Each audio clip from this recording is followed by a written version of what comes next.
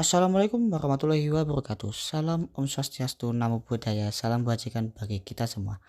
Sebelumnya perkenalkan kami dari kelompok 9 kelas Kewarganegaraan A6B Fakultas Hukum Universitas Brawijaya. Kami di sini akan membahas tentang hak asasi manusia.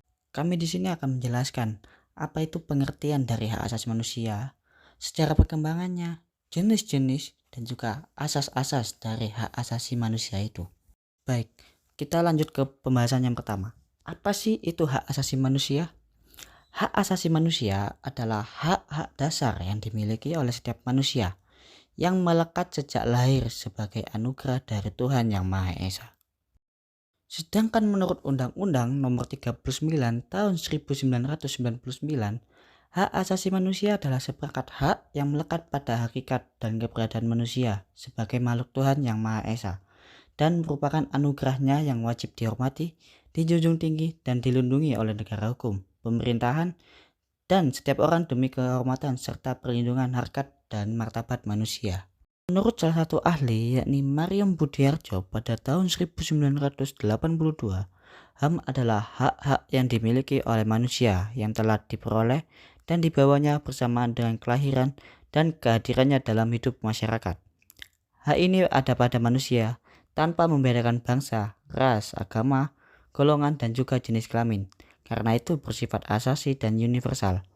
Dasar dari semua hak asasi adalah bahwa semua orang harus memperoleh kesempatan berkembang sesuai dengan bakat dan cita-citanya. Sekarang kita masuk pada sejarah perkembangan hak asasi manusia. Jadi, pengakuan terhadap hak asasi itu mula pertama dianjurkan oleh agama Islam. Sebab dalam kitab suci Al-Quran diakui adanya hak asasi. Antara lain, persamaan derajat manusia, jaminan atas hak milik, dan jaminan atas hak hidup. Sejalan dengan apa yang terkandung dalam agama Islam, maka perjuangan penegakan hak asasi manusia merupakan reaksi terhadap tindakan sewenang-wenang para penguasa yang menginjak-injak harkat dan martabat rakyat kecil. Pada zaman Mesir kuno, Nabi Musa alaihissalam berjuang untuk membebaskan bangsa Yahudi dari perbudakan di Mesir. Tahun 2000 sebelum Masehi, hukum Hammurabi di Babilonia menetapkan adanya peraturan yang menjamin keadilan bagi semua warga negara. Tahun 600 sebelum Masehi, Solon di Athena mengadakan pembaruan dengan menyusun undang-undang yang memberikan perlindungan keadilan bagi orang-orang yang diperbudak karena tidak dapat melunasi utangnya. Tahun 527 sampai dengan 565 sebelum Masehi, Kaisar Justinianus, satu dari Romawi Timur, dengan gagasannya menciptakan peraturan hukum yang memuat jaminan atas keadilan dan hak-hak kemanusiaan. Para filsuf Yunani seperti Socrates, Plato, dan Aristoteles mengemukakan pemikiran bagi perlindungan dan jaminan diakuinya hak-hak manusia.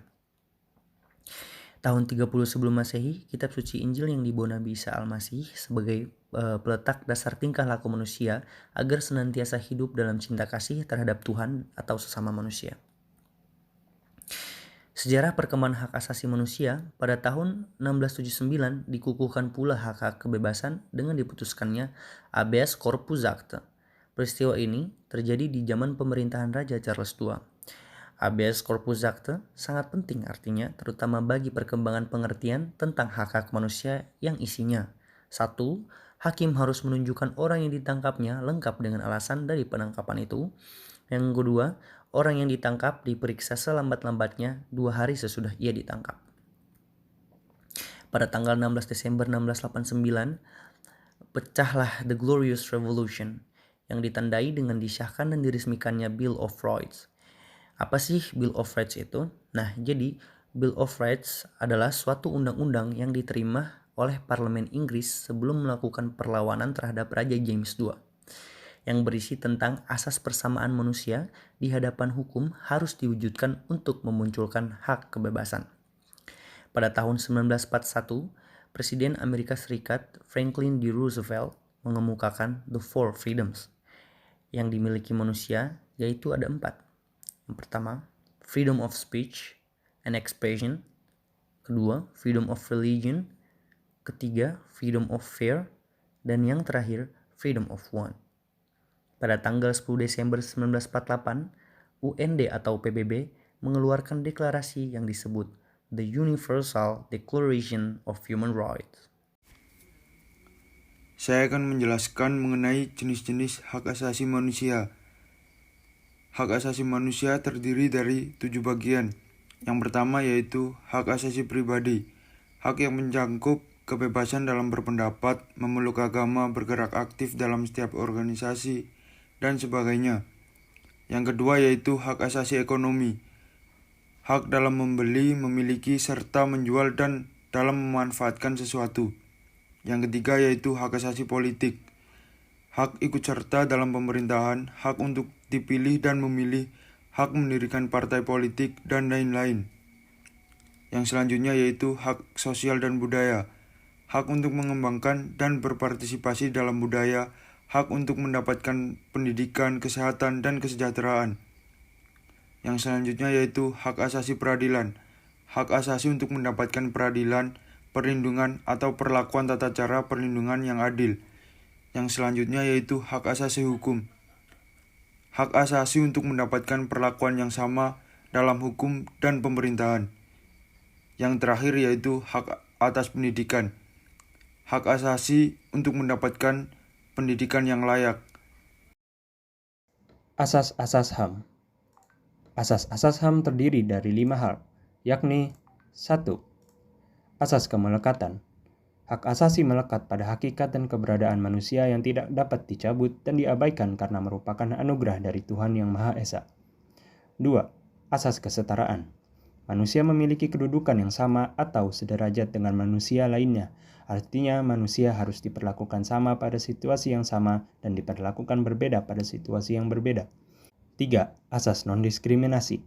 Manusia adalah sama karena ciptaan Tuhan tanpa membedakan agama, warna kulit, bahasa, suku bangsa, kewarganegaraan, keyakinan politik, dan lain sebagainya. 4. Asas eternal. Suatu prinsip yang menekankan bahwa HAM eksistensinya melekat pada hakikat dan keberadaan manusia secara terus-menerus, bersifat langgeng atau abadi. 5. Asas saling keterhubungan, ketergantungan, dan tidak terbagi. Suatu prinsip dasar yang menentukan bahwa eksistensi prinsip-prinsip HAM memiliki saling keterhubungan, ketergantungan, dan tak terbagi lagi. Dan itulah pembahasan tentang hak asasi manusia dari kami kelompok 9.